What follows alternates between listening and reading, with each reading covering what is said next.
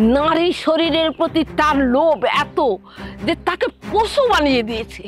কি তুই প্রতিশোধ নেবে না? না ম্যাডাম, সাক্ষী এখনো আছে, আর সেটা হলেন আপনি।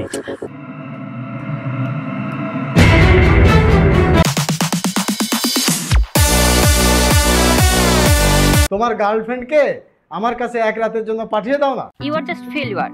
তোমার এই প্রেম ভালোবাসার জন্য আমি আমার সারা জীবন আর স্বপ্নটাকে নষ্ট হতে দিতে পারি না। ভাই এবারই তো শেষ, দিয়ে দেন না টাকাটা। এই তুই কি করলি?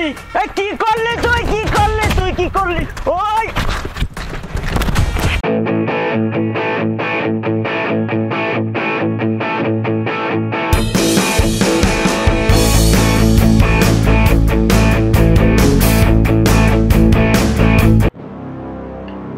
জানার আছে কি আমি সব এভিডেন্স নষ্ট করে দিয়েছি। টেনশন করো না, সব প্ল্যান আমি করব।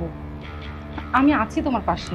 সুযোগ বারবার আসে না, এক রাতেরই তো ব্যাপার, আপনি রাজি হয়ে যান। আর যে মেয়ের জন্য সে আমার শরীরে হাত তুলেছে তাকে আমি ন্যাংটা করে নাচাবো এই বাগান বাড়িতে, তুমি ব্যবস্থা করো।